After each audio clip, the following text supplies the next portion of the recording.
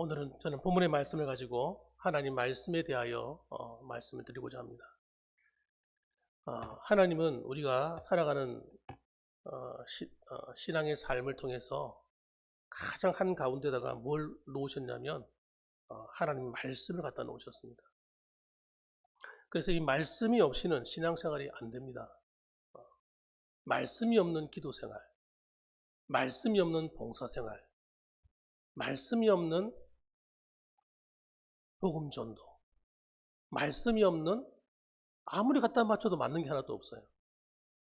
말씀이 없이는 되는 게 하나도 없는 거예요. 그래서 하나님 말씀이 너무 중요한 겁니다. 그래서 신앙생활 할 때 이 성경을 늘 읽고 묵상하고 이 말씀이 내 것으로 되고 하는 이런 과정이 있지 않게 되면 우리 신앙은 자랄 수도 없고 하나님의 은혜의 깊은 곳에 절대 들어갈 수가 없어요. 그러니까 하나님 말씀이 그만큼 중요한 겁니다. 설교를 왜 예배 드리는데 설교를 한 가운데 딱 놔뒀겠습니까? 찬양도 있고 기도도 있고 헌금 봉헌하는 시간도 있고 축도도 있고 다 있는데 한가운데 왜 설교를 집어넣겠어요? 중요하니까 그런 거예요. 제가 자주 말씀드리지만 시편 말씀도 보십시오. 시편도 찬양의 책인 것처럼 보이지만 사실 말씀의 책이거든요. 예배의 책이라고요. 시편은 우리의 삶을 다루고 있잖아요. 우리의 간증이 들어있는 것이잖아요. 근데 그 시편은 한가운데 119편이 딱 들어앉아 있습니다. 그 119편이 말씀의 장이에요. 그게 여러분 157절인가 그렇게 돼요. 절수가. 어마어마하게 깁니다. 전부 다 말씀에 관계되는 거예요. 그리고 시편을 뚜껑을 딱 열면 시편 뚜껑이 제일 처음에 뭡니까?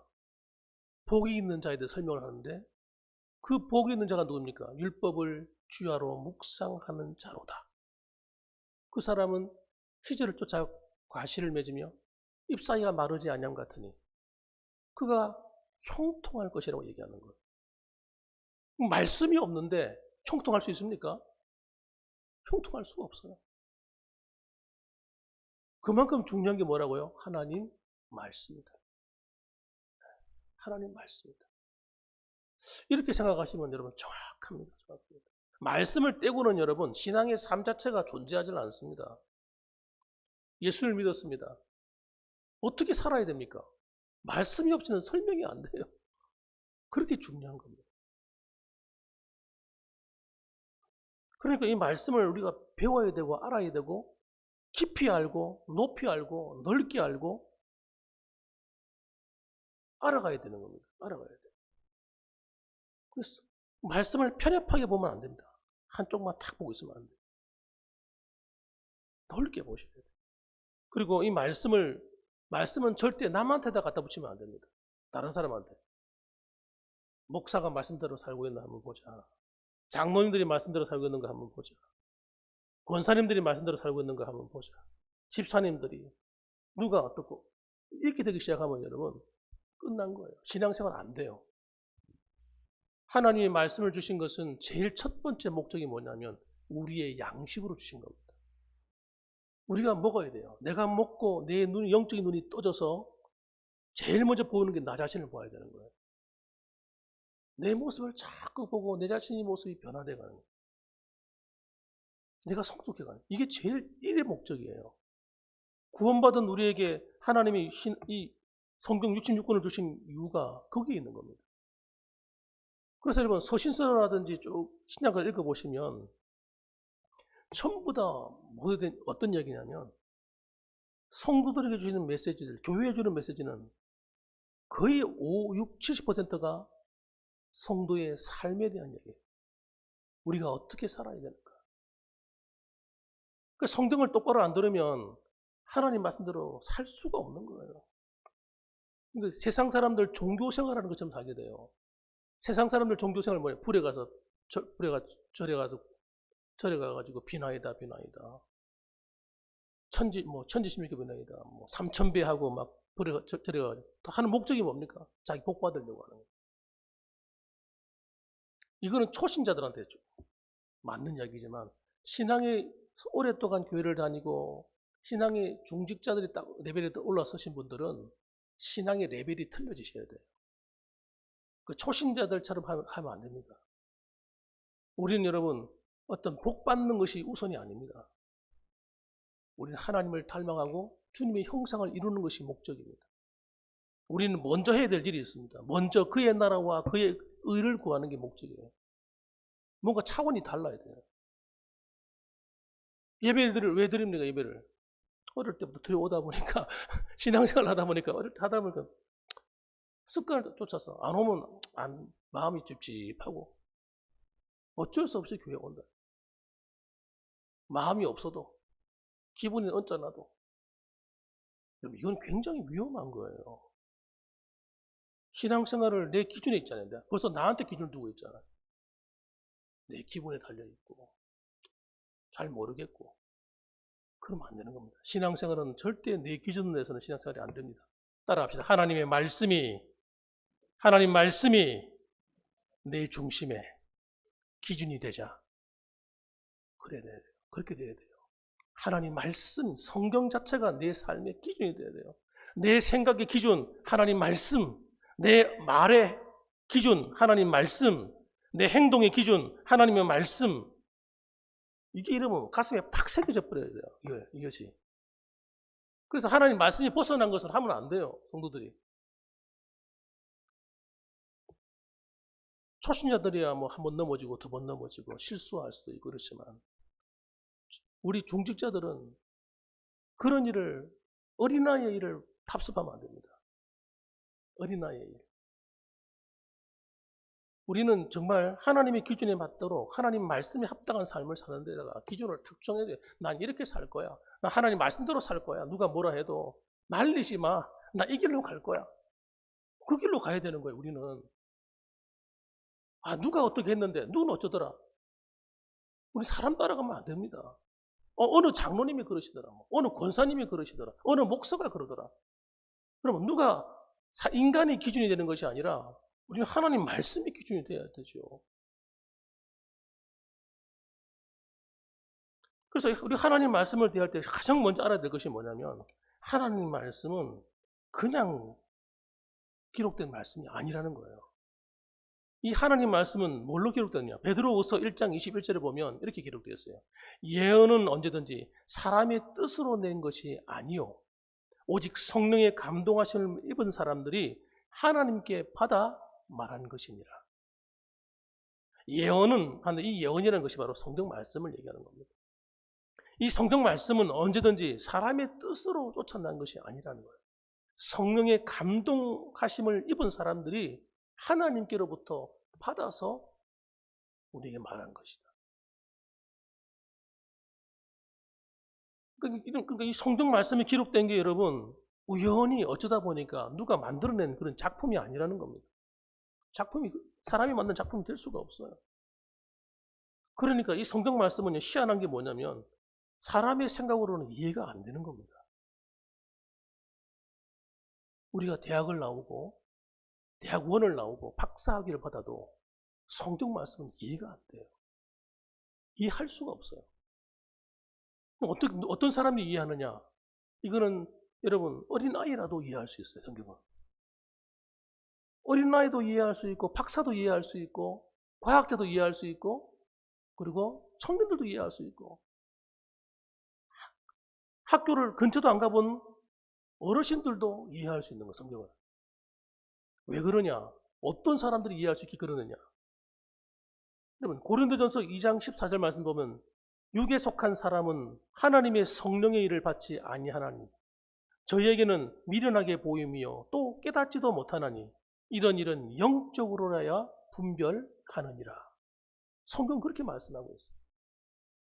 여러분 성경은 여러분 성령의 감동하심을 입은 사람들에 의해서 기록된 말씀이기 때문에 육에 속한 사람들은 성령의 역사를 모르는 거예요. 성령의 감동하심에 의해서 거듭나지 않은 사람은 영적으로 되지 않고서는 성경 말씀이 이해가 되지 않는다는 거예요. 그래서 몰라요. 성경이 무슨 말인지.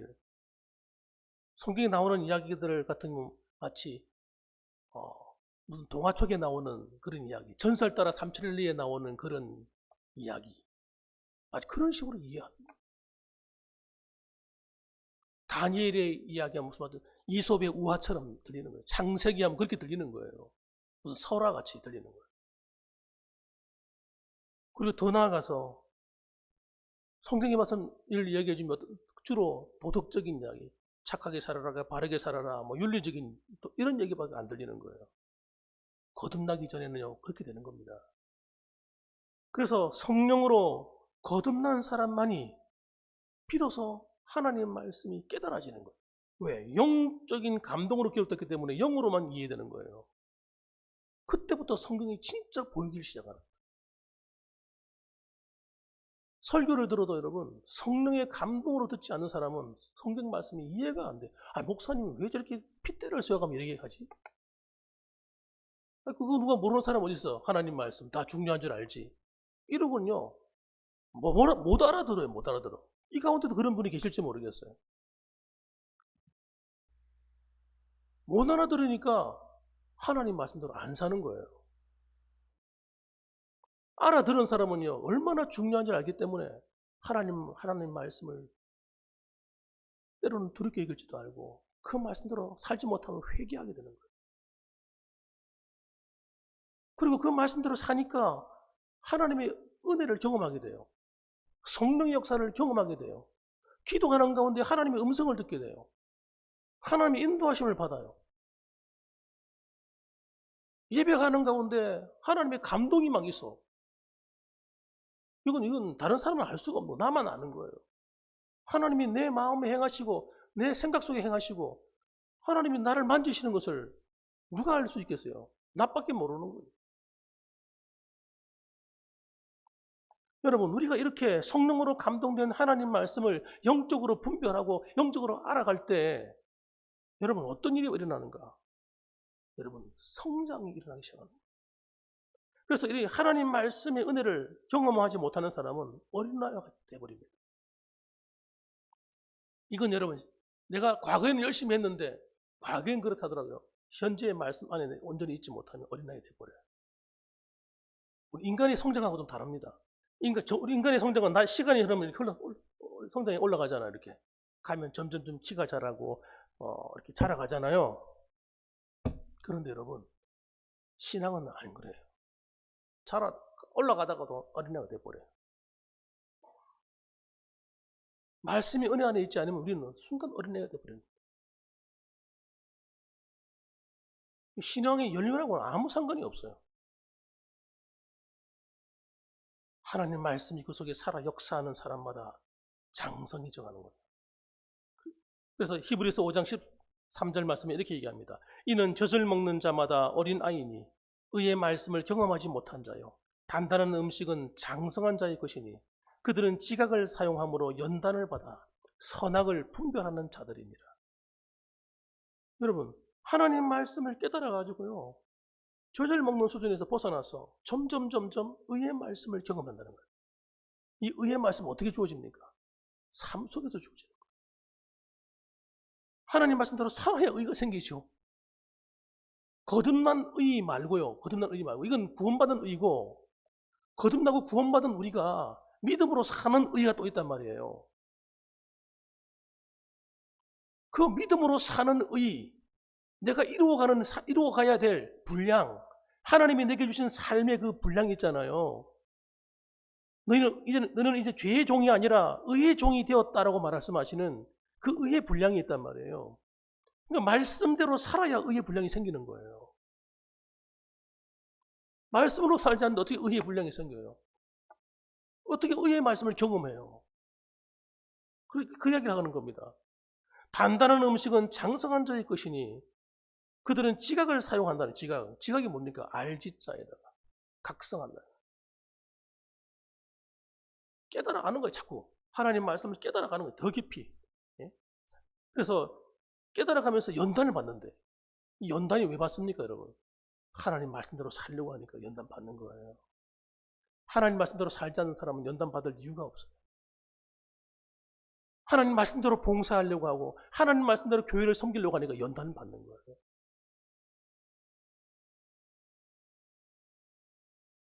연단을 받아야 어떻게 됩니까? 선악을 분별하는 수준 높은 신앙으로 점점 올라가는 거예요. 그런데 우리는 그 길을 싫어하잖아요. 그걸. 하나님 말씀을 경험하는 의의 길을 싫어하고, 예? 단단한 음식을 먹어서 장성해져서 지각을 날마다 하나님의 말씀을 깨우쳐가지고 깨달아 알아서 하나님 말씀대로 살아가는 연단을 받는 것을 싫어한단 말이에요. 그리고 뭘 좋아합니까? 우리는 감정적인 걸 좋아하는 감정적인 거. 우선 내게 확 다가오는 거, 달콤한 거. 싫은 것은 싫어, 써, 내뱉어 버리고, 단 것은 삼켜 버리고. 이런 감각적인 데 길들여지는 성도. 이게 바로 사탄이 만들어내는 교회의 모습인 겁니다. 감정적이에요. 사람들이 감정적으로 바뀌어버리는 거예요. 우리는 지각을 분별해야 되는데 하나님 말씀을 가지고 분별해가지고 선악을 구별해가지고 아닌 건 아니라고 말하고 거기 속하지 말아야 되는데 그런 지각을 사용해서 연단을 받아서 선악을 분별하는 것이 아니라 감정적인단 말이에요. 좋으면 좋아, 싫으면 싫어. 이게 어린아이란 말이에요. 어린아이. 이 어린아이 수준을 벗어나야 되는 거예요. 우리가. 그래야 교회가 세워지는 겁니다. 교회는 어린아이는 절대 못 세웁니다. 사랑도 못할 뿐 아니라 교회를 세울 수가 없어요. 세워지지가 않아. 어떻게 세울 거예요 도대체? 무엇으로요? 하나님 말씀 외에는 교회를 세울 방법이 없습니다. 하나님이 하지 마라 하면 안 해야 되는데 성도들이 계속 밥 먹듯이 하고 있는 거예요. 왜 합니까? 내 감정이 우선이기 때문에. 내가 싫으면 안 하는 거예요. 하나님이 아무리 말씀해도 내가 마음에 안 들어. 그럼 버려버리는 거예요. 하나님 말씀을. 거기는 가면 너 저주의 길이야. 멸망의 길이야. 심판의 길이야. 그러니까 좋은 날 보기 힘들어. 아무리 하나님 말씀 말해줘도 이스라엘 그 백성들이 하는 것처럼 오늘날 교회 성도들이 하나님 말씀을 안 듣는단 말이에요.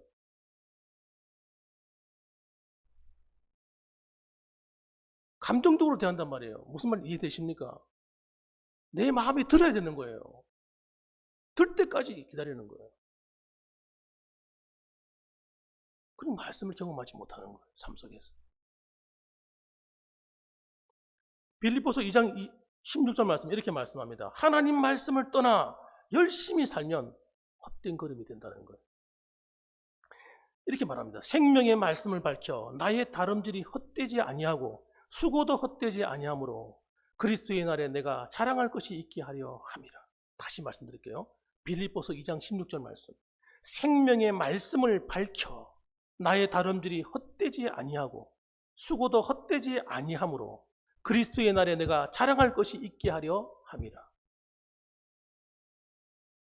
생명의 하나님 말씀을 밝혀서 나의 다름질이 헛되지 않게 하겠다는 거예요. 무슨 말인지 이해되십니까? 하나님 말씀을 밝힌다는 말은 하나님 말씀대로 산다는 거예요. 하나님 말씀하신 그 길로 나는 가겠다는 거예요. 그 말씀대로 나는 다름질한다는 거예요. 그래야 내가 헛되지 않는다는 거예요. 헛수고하지 않는다는 거예요. 내가.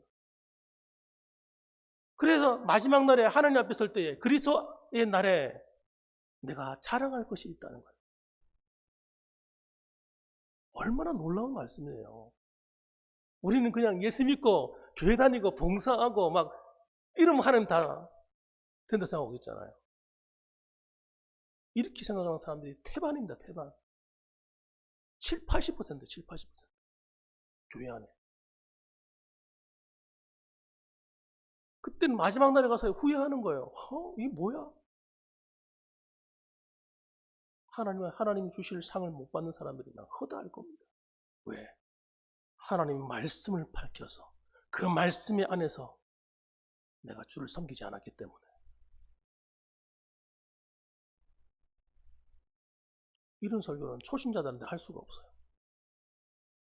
초신자들한테는 하면 부담스러운 설교지.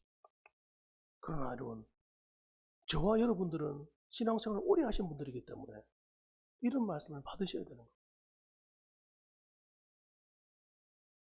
하나님 말씀을 지키는 자는 하나님의 참 사랑을 체험하게 되고 하나님의 온전한 능력을 깨닫게 되고 하나님이 나와 함께한다는 사실을 확신하게 돼요. 자신감이 충만하게 되는 거예요. 그럼 이런 사람은 두려움이 없는 거예요. 그 대표적인 사람이 누구냐? 다윗 같은 사람이에요.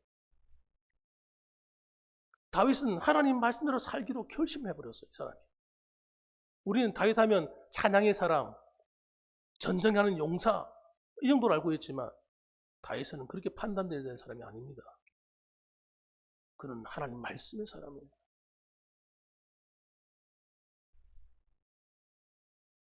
그 하나님 말씀을 달다고 송이꿀보다 더 달다고 여기는 사람이라는 그 사람. 새벽에 일찍 일어나서 하나님 말씀을 묵상하고 누가 가르쳐 줬습니까? 그렇게 하라고? 다윗 바로 앞 세대는 어떤 세대입니까? 사사시대예요. 사사시대. 영적인 암흑기였다고요. 사울왕 그 하나님 바르게 섬겼습니까? 사울왕은 하나님 말씀을 거역했던 왕이에요. 그럼 누가 이걸 가르쳐 주었을까요? 다윗한테. 하나님이 가르쳐 주셨죠. 하나님이. 성령께서 가르쳐 주셨죠. 오늘도 여러분 이 시간에 하나님의 성령께서 저와 여러분을 그 자리로 이끄시는 거예요. 다윗의 그 영광스러운 삶은 그냥 우연히 온 게 아닙니다. 여러분. 하나님이 예언하셨으니까 성취하셨겠지. 이렇게 단순하게 생각하시면 안 돼요. 다윗이 믿음으로 산 겁니다. 하나님 말씀을 붙들고 산 거예요. 하나님 말씀을 붙들고 전쟁한 거예요. 하나님 말씀 붙들고 그 말씀에 합당한 나라를 세우기 위해서 그가 그 나라를 그렇게 세운 겁니다. 그러니까 하나님이 그를 얼마나 이뻐하셨겠어요. 그런 다윗을 하나님께서 책망할 때는 여러분 보통 마음으로 책망했겠습니까? 다윗이 하나님께 잘못했잖아요. 우리아의 아내를 범하고 우리아를 간접살인했습니다. 솔직히 말해봅시다. 세상 나라 왕들이 그 정도 하지 않는 왕이 있습니까? 네? 진짜 어마어마하게 죽이는 왕들이 널려 있었죠. 그런데 하나님은 네가 왕이지만 나는 너를 왕으로 보는 것이 아니라 한 사람의 신앙인으로 본다는 신앙인으로. 한 사람의 신앙인으로 다윗을 보신 거예요. 그리고 하나님 그를 사랑하기 때문에 징계하시는 거예요. 그래서 다윗은 여러분 그 사건을 통해서 자신을 철저하게 회개하는 기회로 삼습니다. 의인은 그런 거예요. 의인은 어떤 사건이 벌어지면 그 사건을 통해서 자기를 돌이켜보고 자기 죄가 드러나면 철저하게 회개하는 거예요. 뻔뻔스럽게 자기는 엄청난 죄인이면서 다른 사람을 욕하고 다니고 비방하고 그러지 않는 겁니다. 하나님의 은혜가 사라진 사람들의 특징이 뭐냐? 자기도 죄인이면서 다른 사람이 죄를 용납하지 못하는 거예요. 자기는 맨날 실수하면서 다른 사람 실수하는 건 꼴도 못 보는 거예요. 그 악한 마음이죠. 악한 마음. 거기 어디 선한 마음이 있습니까? 다윗은 여러분 자신을 깨뜨린 사람입니다. 그래서 그가 여러분 넘어지지 않고 끝까지 왕으로서의 사명을 잘 감당하고 자신의 연수를 살고 하나님께 갔어요.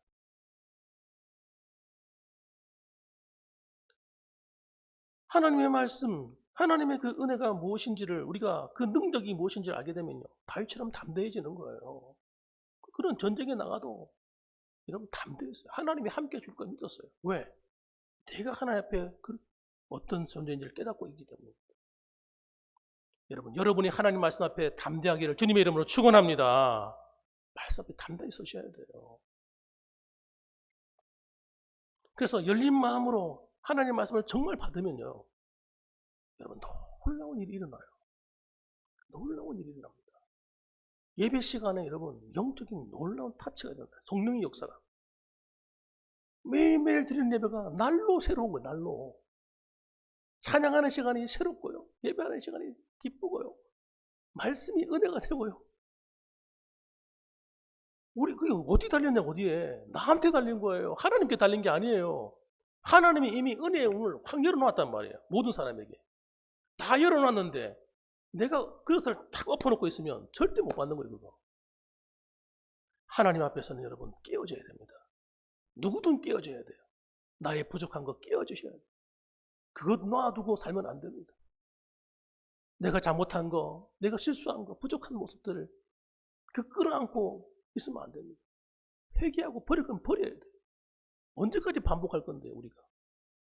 그렇지 않습니까, 여러분? 우리 교회는 반드시 버려야 될 게 두 가지가 있습니다. 한 가지가 뭐냐면 말입니다, 말. 다른 사람 말하는 거 반드시 버려야 됩니다. 지금 제가 오기 전까지는 어땠는지 모르지만 앞으로는 버려야 됩니다. 그것까지는 복 못 받습니다. 하나님께 쓰임도 받을 수가 없어요. 만나면 좋은 말 하는 걸 들어본 적이 별로 없어요, 제가. 만나면 남 비방해요. 죄 앞에서 그렇게 하면요, 돌아서는 어떡하겠어, 돌아서서는. 돌아서면 늘 남 비방이지. 안 봐도 뻔하지, 비디오죠.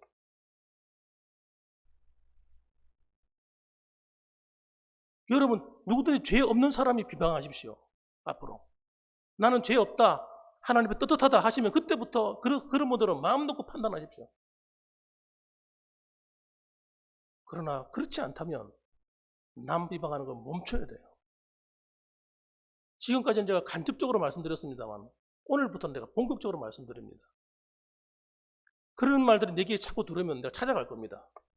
찾아가서 말씀할 거예요. 그러시면 안 됩니다.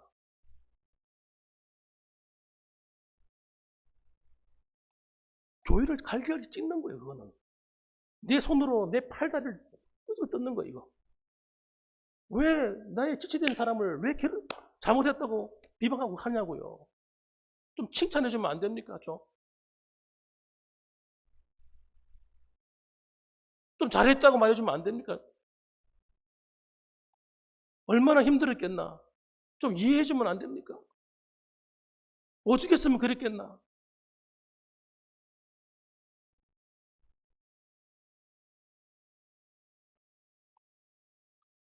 두 번째는 여러분, 정말 사랑하셔야 됩니다.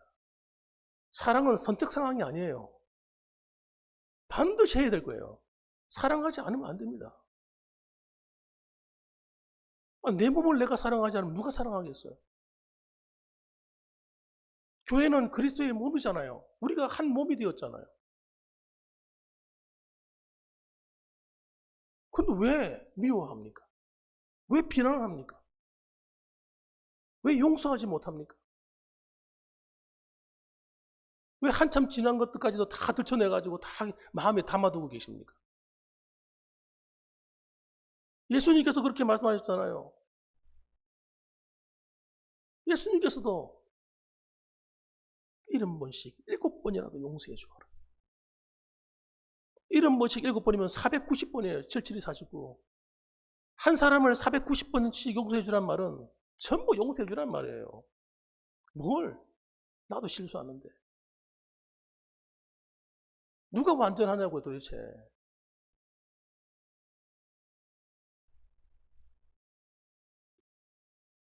용서해 주셔야 돼요. 말 고치고 사랑하는 것을 해야 됩니다. 사랑을 두 가지만 하면 우리 교회는 끝나요. 끝나. 우리 교회 여러분, 새로운 사람 하나님 보내주고 싶어도 못 보내요. 이런 교회는. 나라도 안 보내겠어요. 이런 교회는. 냉기가 절절 흐르는 성도들. 입만 열면 입에서 그냥 욕을 안 했을 뿐이지 그냥 입에서 날카로운 소리가 착착 튀어나오는 성도들. 여기다 누굴 보내겠냐고 도대체.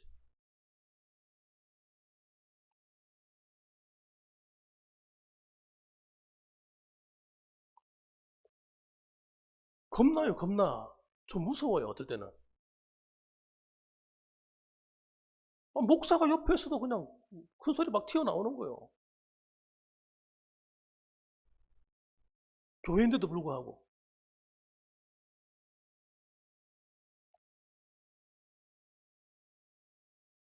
내년에 이제 목회 계획이 정해져 있어요. 말 고치자. 언어에 대한 목표를 세울 겁니다. 기도하는 하나님께서 그 허락하시다. 올해는 마음에 대한 얘기 하셔서 하나님께서. 마음을 갈아엎어라. 이 마음으로는 안 된다. 내가 지금 복을 주고 싶어도 복을 줄 수가 없다.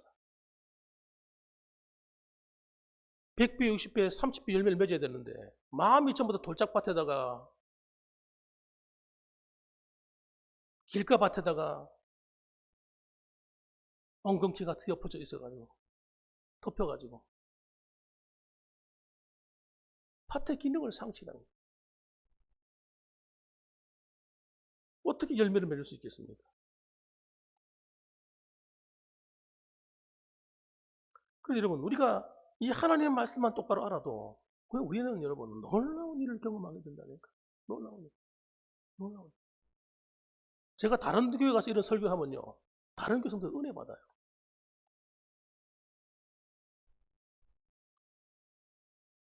제가 말씀드렸잖아요. 저는 완벽한 사람이 아니라고 처음부터 말씀드렸어요.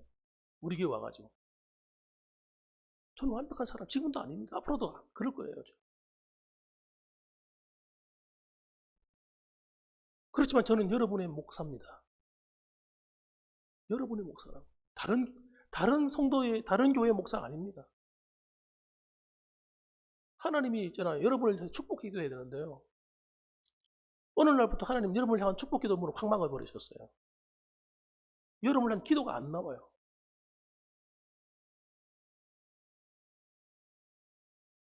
제가 너무 힘들어요. 그래서 여러분을 위해서 축복을 위한 기도를 해야 되는데 하고 싶어 막 기도 안 해요. 기도문이 안 돼요. 어떡하겠어요. 내가 기도하고 싶어도 입을 탁 막고 있는데 어떻게 기도가 되냐. 제가 우리 교회 올 때에 5개월 넘게 하나님 기도하게 하시더라고요. 제가 무슨 기도 했겠습니까, 여러분? 하나님 봉황교회 가게 해주세요. 이런 기도 한 줄 아십니까? 아닙니다, 여러분. 장로님들, 원로 장로님, 은퇴 장로님, 시무 장로님 이름 불러가면서 아내 되시는 권사님들을 위해서,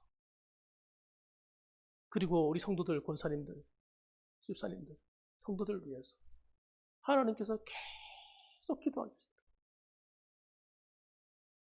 저 그 기도했어요. 봉황교회 보내달라고 기도한 게 아니고요. 그 기도했다니까요.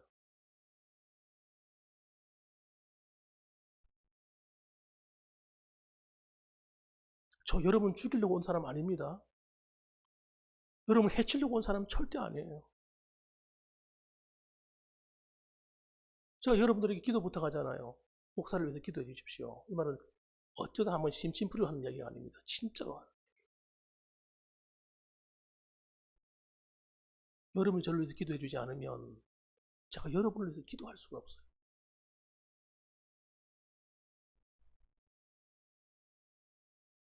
정말 사랑하는 마음으로 기도해 주셔야 돼요. 저를 위해서.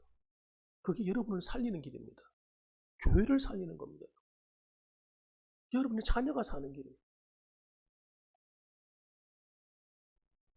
그냥 저는 설교할 때 여러분이 들어도 되는 말, 안 들어도 되는 말, 해도 되고 안 해도 되고 이런 설교하는 게 아니에요. 한 번도 한 적이 없습니다. 제가 강단에 서가지고요, 여러분에게 필요 없는 설교 단 한 번도 한 적이 없어요. 맹세코. 정말 여러분들을 위해 필요한 것만 골라서 해드렸어요. 어떨 때는 반복해서 했어요. 반복해서. 계속해서 반복해서. 들릴 때까지.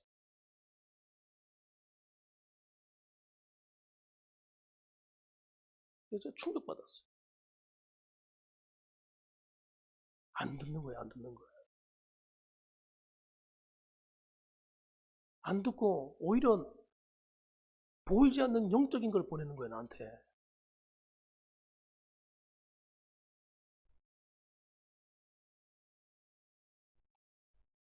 그럼 큰일 나요.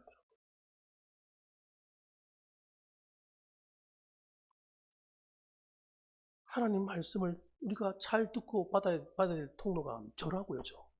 여러분하고 저하고 똑바로 안 되면, 이 신뢰관계가 안 되면 전 여러분 그 도둑질하러 온 사람 아닙니다. 강도 아니에요. 저를 여러분 좋은 눈으로 봐주셔야 돼요.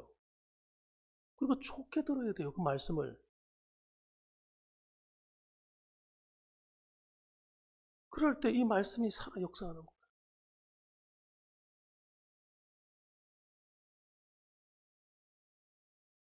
어떨 때는 여러분 제가 몇백 번 더 찾아가고 싶은 사람들이 있어요. 찾아가서 이야기하고 싶은 사람이 있어요. 안 그래요, 제가. 절제. 하나님 감동 줄 때까지 절제하는 거예요. 감동 줄 때까지. 절대 뒤에서 남 얘기하지 마십시오. 이거는 여러분 아무런 유익이 없습니다. 절대 좋은 날 원합니다.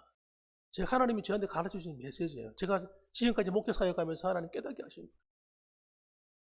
그런 교회가 복받는 교회를 본 적이 없고요. 그런 개인 성도가 잘 되는 걸 본 적이 없고요.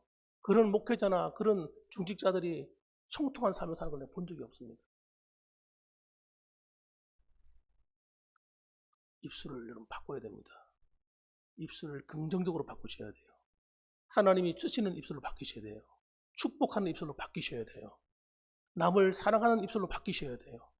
누가 무슨 일 하고 나면요, 절대 비판하지 말아요. 교회 장로님들이 무슨 일 했어요? 절대 비판하지 마세요, 여러분. 정말 잘못된 일 외에는, 정말 불법을 정했거나, 정말 이거는 하나님 말씀 앞에 잘못된 거, 이런 거 아니고는 여러분, 그냥 어느 정도 일을 하셨으면 잘 하신 거예요. 잘하는 것은 칭찬을 해줘야 돼요. 누가 자기 시간 들여서 이렇게 일을 하겠어요. 그리고 나머지 또 마찬가지예요. 권사님들이나 누구나 앞장서 일을 하시는 분들이 있으면 뒤에 가가지고 욕하면 안 돼. 비방하면 안 돼. 잘했다고, 수고했다고. 그리고 지금 하고 싶은 말이 있으면 칭찬하고 난 다음에 앞으로는 이렇게 했으면 좋겠다고. 이렇게 얘기해주면 참 좋겠습니다. 그런데 됐다 대놓고는 그거 뭐하러 해? 왜 그렇게 했어? 앞에 대놓고 얘기해버리면 여러분, 그 목사인 저라도 전 화가 날 것 같아요. 그러면 안 되는 겁니다, 여러분.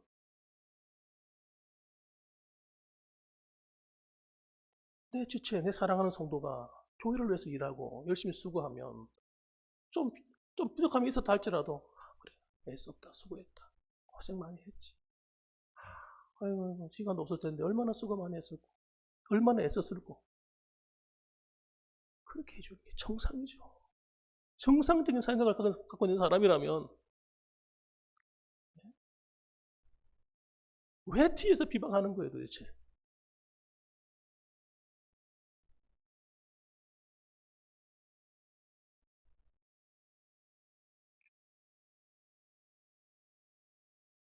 여러분이 못 알아듣는 것 같아가 내가 지금 얘기하는 거예요, 이렇게. 앞으로 3, 3, 5 모여가지고 남녀가 앉아있으면 그런 걸 돌리면 내가 찾아갈 거예요, 내가. 어디서든지 간에 모여가지고. 제가 경고 아닌 경고하는 겁니다, 여러분. 점잖게 얘기하니까 못 알아들으시니까.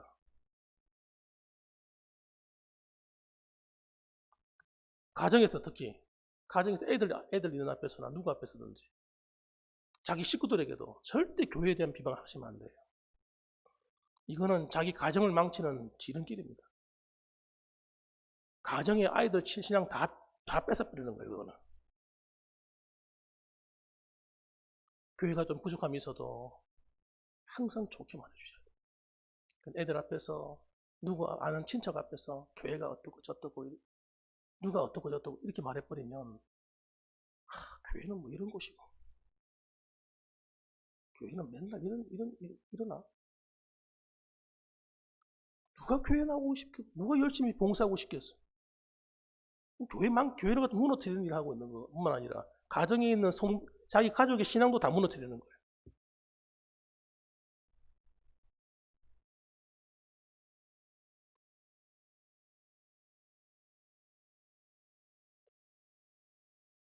하나님 말씀을 통해서 내 생각과 마음을 판단하시고 나 자신을 고쳐나가는 성도들, 그런 교회가 되었으면 좋겠습니다. 그리고 정말 하나님의 사랑이 넘쳐 흘렀으면 좋겠습니다. 사랑은 표현했으면 좋겠습니다. 말로라도. 다른 건 못해도 말이라도 반갑다고, 고맙다고, 수고했다고. 이쯤 하고 나면 수고했다고 말 좀 해주세요. 두고 보자. 뒤에 앉아가지고 딴소리는 하고. 아니, 남의 일하는 거예요. 교회 일하는 거지. 주님이 일하는 거지, 함께.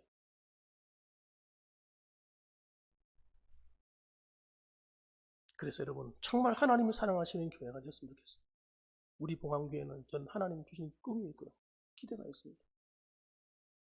지금 이렇게 부족해 보이지만 하나님이 앞으로 우리 경신노예나 과거의 영광을 되찾아야죠.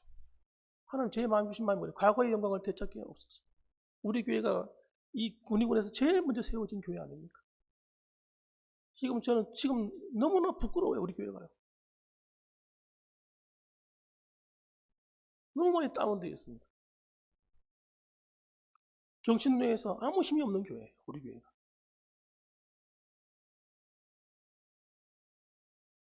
앞으로 우리 군의군 전체의 복음화와 그리고 경신노예와 우리나라 한국교회 안에 족적을 남길 수 있는 그런 훌륭한 교회가 되시기를, 그리고 성도님들 되시기를 주님의 이름으로 축원합니다.